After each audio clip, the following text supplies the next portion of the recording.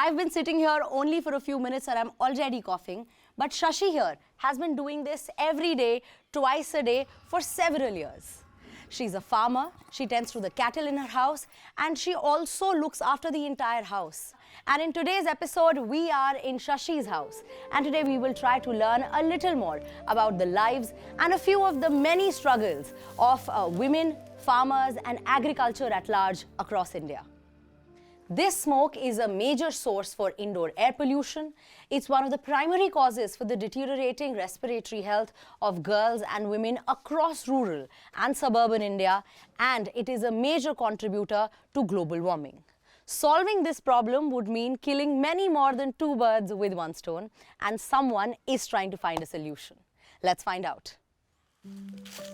Every day before the sun goes down, Bhavna Hoda Vadekar and many other women in her village make the long walk to find firewood.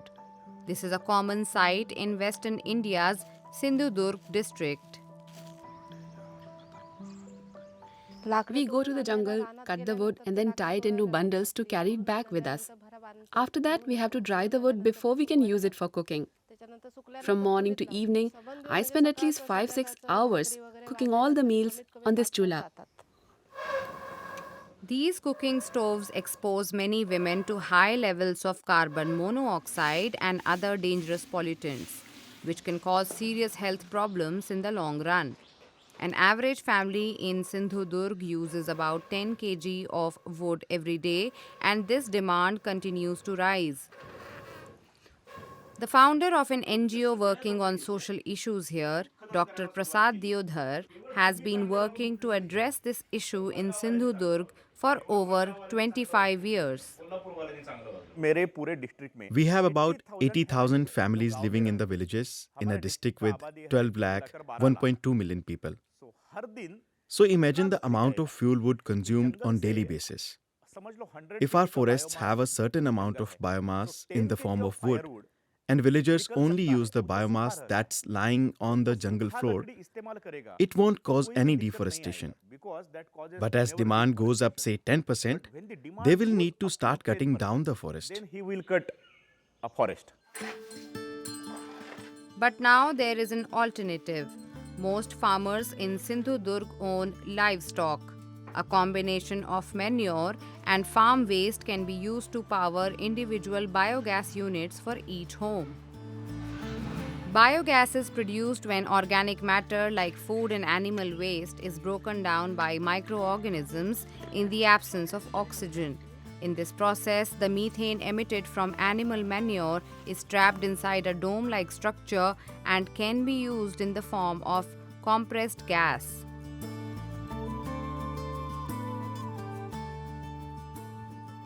The manure and urine from the cow and our own toilet waste can be integrated for the waste needed to produce biogas. We can build a unit for a family of 4 that can run on even one cow. Biogas is not without its own drawbacks. It can be flammable and toxic. However, it can cut domestic air pollution indoors by almost 75%. It takes approximately a week to build a biogas unit that's about 2 cubic meters in size.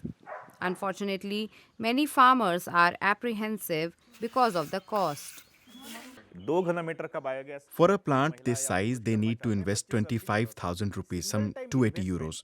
But biogas is not a priority for a rural family. If they have saved that much money, they will most likely spend it on a family function or on their house. Energy is not the top priority. We showed them that this one-time investment could benefit them for at least 25 years. The district administration has also lent its support to the NGO's efforts. They now incentivize the transition from firewood to biogas by paying around half of the total cost of installing a plant. Anything new, people are a little apprehensive. So making them understand about, this is how it's sustainable, how it's cost effective. So we are giving them an incentive of around 14,500 per beneficiary. The government has given every district targets of, how to switching to sustainable fuel. But even otherwise also, I think people are so moto coming forward because they are understanding the benefits of going sustainable and going green. So far, the NGO has helped build over 8,500 biogas units across 150 villages in Sindhudurg district. Jyoti Pavaskar was one of the first from her village to make the switch to biogas.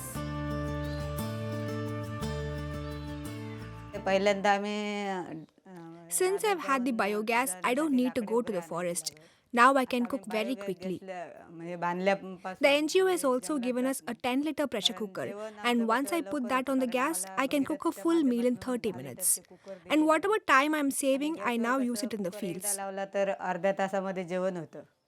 I've got more time for our dairy business, and we are able to produce more milk. आणि त्या उर्वरित आमचा जो वेळ आहे तो आम्हाला शेतामध्ये काम करायला मदत होते. More women have followed her lead and moved to this cleaner and more convenient alternative for cooking. Many report that the time saved has enabled them to start businesses or work on the farm to help generate more income for their families. Sometimes, sustainable alternatives like these are seen as something that's purely beneficial for the environment, but they can also transform the lives of entire communities. From a farmer's house, we have now come to the field, and this right here is the wheat crop. Once the grain is taken, what is left is a husk, straw and some stubble, especially with the paddy crop. And this is often burnt, becoming one of the primary causes for air pollution across the Indo-Gangetic plain, making it almost impossible to breathe in almost all of north of India. But today I learned this can be efficiently managed and also profitably upcycled.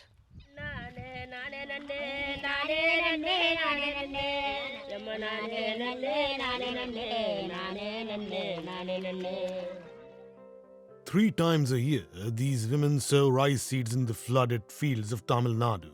It is grueling work that requires a lot of bending and stooping.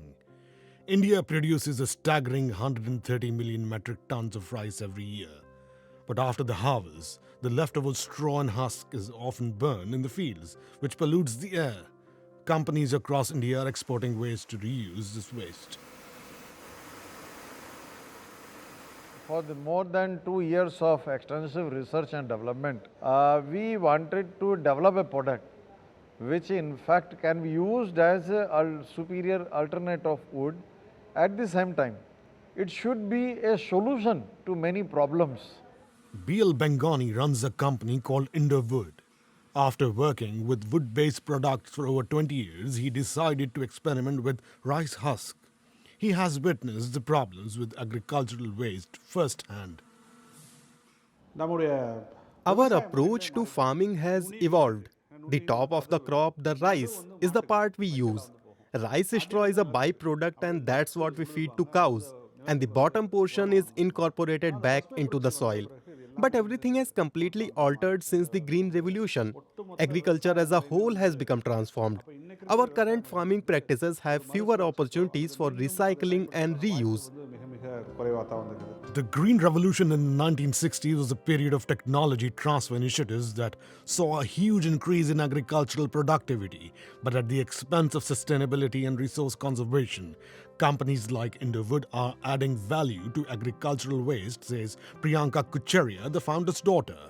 So this entire ecosystem works very well for us because we have regular supply of raw materials from the farmers. The farmers get a regular vendor, which is us, to sell their raw materials. We take the rice husk and pulverize it, convert into powder. That there are totally 16 or 17 ingredients mixed together in a prefixed ratios, and then it is feeded in the screw barrel and the extruder machine. From the extruder machine, it is continuously taken out, it makes the board. Plywood is a popular building material usually made by bonding together thin layers of wood using strong adhesives. India is the world's second largest producer of plywood, which is used a lot for furniture and interior design. Using rice husk as a substitute for wood can help prevent deforestation. is simply because wherever you are able to use plywood, there you can use Indowood. Not just limited to chairs or furniture or beds, it can also comfortably be used in the kitchens, in vanity where the moisture is high. Indowood NFC can be printed, polished, stained, and also thermoformed. So you can create any kind of curved surface or a spiral staircase if you want to create anything is possible.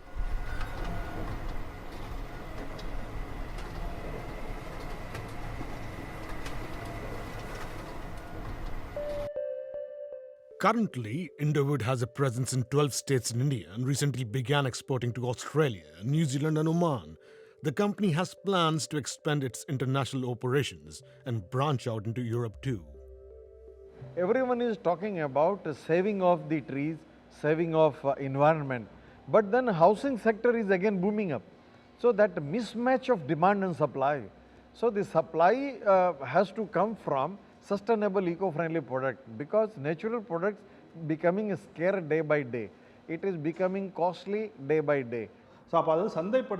It's essential to commercialize recovered goods. The long-term answer will involve developing a means of generating income using waste from land that has been processed, recycled, commercialized, and brought into a circular economy. In future, Indowood wants to explore the potential for producing plywood from coconut fiber, pineapple leaf, cocoa husk, and other crop residues, as elsewhere, waste is an increasingly valuable product. Speaking of air pollution, do you know what is the larger ongoing debate across the world and in India? Transitioning from polluting sources of energy to cleaner, renewable sources of energy. Okay, no jargon, easy example, from coal to solar. But you know what is the largest slice in this pie of renewable sources of energy? It's hydropower. But there is something off with this pie. For real, how non-polluting and clean are these large hydropower plants? Let's find out. Somewhere between all the chatter about fossil fuels destroying the planet and renewables like solar and wind saving us, lies a really big, grey zone. This is occupied by hydropower, which is grey in every sense. It's kind of sustainable, kind of green, and even only kind of renewable. Most hydropower comes from dams that are built across rivers. Water is stored in a reservoir, and when we need energy, we let it run through turbines, which then run generators. Of course, not all dams generate hydro, and not all hydro comes from dams. Sometimes turbines are also stuck in a river diversion. Less disruption, but less control. The third kind is pumped storage, where the station is split in two, one physically higher. Water is pumped up when there's enough energy and allowed to run down through a turbine when energy is needed. This one especially works really well as a large battery that can counter the intermittency of solar and wind, which is a real positive for hydropower. But there's one major problem: free-flowing rivers, or rather what dams do to them. Freshwater ecosystems have declined faster than all others, including forests affected by deforestation. And dam construction is the #1 reason for this. That, of course, is the poster child of this tragedy. And many projects have come up with ways to get fish past dams. Some work, and some are downright ridiculous. But it's not only about fish, so it's also about other organisms that are in the river. Christiana Zafel looks at the many ways hydropower disrupts entire water systems. You have layers within the reservoir, and so in summer, the lowest layer is the coldest one.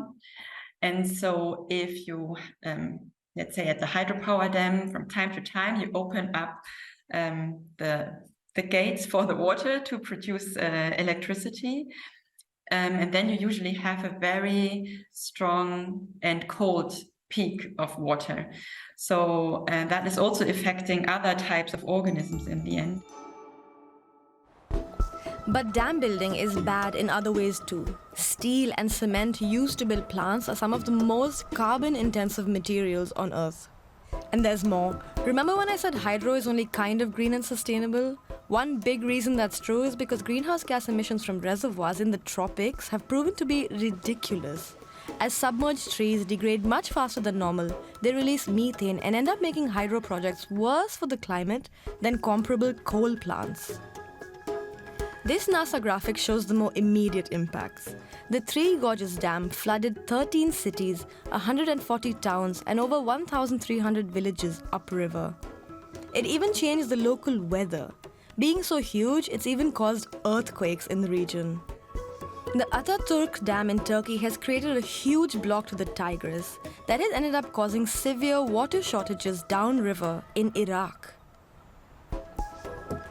Then in the Himalayas, where 550 projects are underway, dams have made the impact of landslides worse.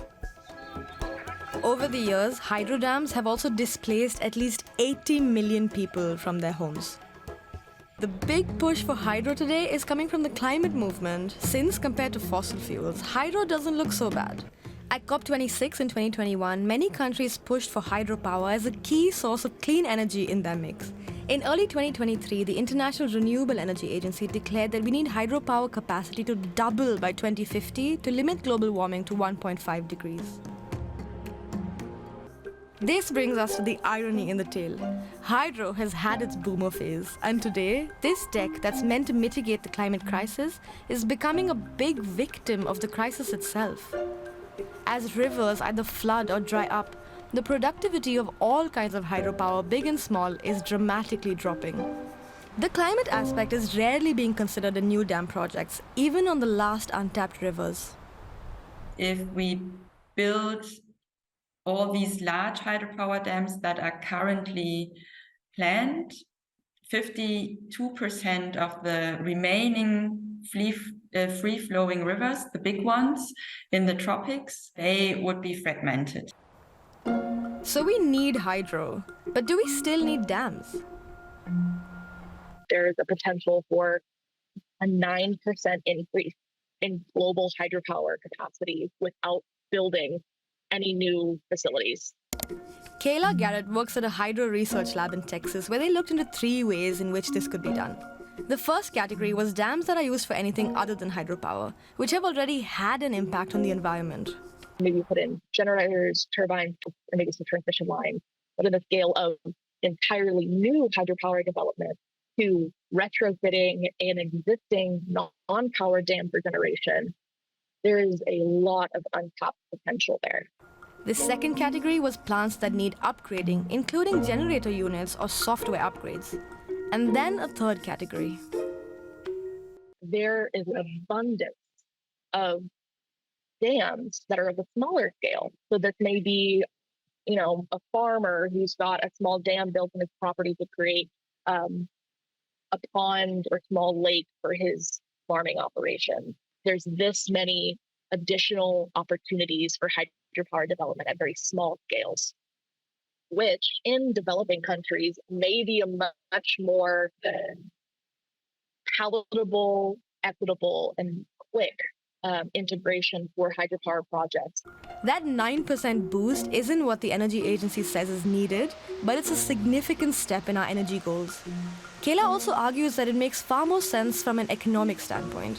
Some dams might still need to be built, but these can be used for more than just hydro. In general, and this is kind of a key word, you have to think in a whole system. And this is also true for thinking in terms of renewables. It's important to think about how to combine other renewables. So like solar photovoltaic, like wind, and so on. This is already happening in some places. On Portugal's giant Alqueva reservoir, floating solar panels feed surplus energy directly into the dam's hydropower system. Projects like these have a lot of potential to use existing hydro as giant batteries to store renewable energy. Energy from hydro needs to be a part of our future, but not at the cost of so much else. When this is considered, we can move towards a truly green future. Half of Pakistan and almost all of North India are located in the Indo-Gangetic Plain. And several of the world's most air-polluted cities are also located here. And I grew up in one such city. Growing up, schools would be shut down because of smog in the winter months. I mean, we would look out of our windows and just see smog and nothing else. I mean, it's still the same. But in school, my best friend who had asthma would lock herself up in her house because of the pollution outside. And I didn't like that one bit. But what is the cause of this air pollution and what are the solutions to this? Let's find out. Every year, when the temperature dips in winter, the air quality in the Pakistani city of Lahore quickly goes from bad to worse. When the land cools down, pollution from cars and factories doesn't get blown away from the city and instead forms a thick smog. This smog is especially bad for children's health. That's why many schools give students days off to avoid forcing them to commute in the polluted city. Smog usually starts in winter. Most of the schools are closed, including my school. So I can't see my friends anymore. And everyone usually stays home. During smog season, this 1100-bed children's hospital is frequented by young patients suffering from respiratory issues. Studies have shown that increased exposure to air pollution can even have long-term impacts on the development of children's neurological and cognitive capacities. Smoke is a chemical combination of fog and smoke. As the smoke season approaches, there is a higher incidence of pneumonia, allergy, asthma, flu, and throat infections, which can have long-term effects if urgent steps are not taken. The Punjab Environmental Protection Department is tasked with addressing the root causes of air pollution in Lahore. Here at the department's control room, they monitor air quality constantly to issue warnings to citizens. Lahore regularly appears on lists of the most polluted cities in the world. The department's team is also improving existing laws. And now they are focusing on a specific solution to reduce the air pollution that's gotten worse due to urbanization. As more and more people come to the cities, there is a greater strain on the resources. More cars are needed and more construction activity takes place. And then to provide those resources to the cities, there are brick kilns and factories that try to be close to the cities for better access and convenient supply. All this causes concentrated air pollution in the cities. ताकि एक जो communication है वो बेहतर हो उनकी जो supply है तो उसकी वजह से यकीनन जो है वो एयर पॉल्यूशन कंडेंस हो जाती है शहरों में. There are close to 8,000 brick kilns in the state of Punjab alone, contributing to an estimated 10% of the pollution in the region. In the past, they used an antiquated baking method. This procedure required coal to be burned in a furnace, a process that's not environmentally friendly, releasing smoke with a high density of carbon monoxide and particulate matter. But here in Punjab, almost 60% of them have been converted to new zigzag kilns. This anti-smog squad is inspecting brick kilns to oversee the transition to the zigzag method and make sure no illegal fuel is being used. Previously, the chimney emitted black smoke, which flowed down with the changing wind. We had to face health issues due to that. But now, we have no issues. The smoke is far lesser and is white in color now. The bricks are placed in a zigzag pattern inside the kiln that creates little passages between them and allows the heat to be evenly distributed. The fuel added from the top burns more efficiently, reducing fuel consumption and emissions. Converting a traditional kiln into a zigzag kiln costs up to 10,000 euros. However, the investment can be recouped within a year, and the benefits to health and the environment are enormous. Authorities estimate overall pollution levels have already halved compared to the previous year. As the yearly smog period ends, Mariam eagerly returns to school.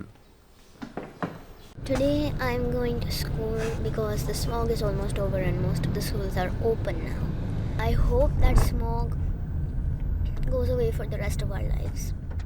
Going forward, the city's administration has plans to help reduce car use by improving public transit and creating a network of bike lanes. Lahore is set to grow in the coming years. Its citizens are hoping authorities will drastically reduce the air pollution so that its 13 million residents can finally breathe easy.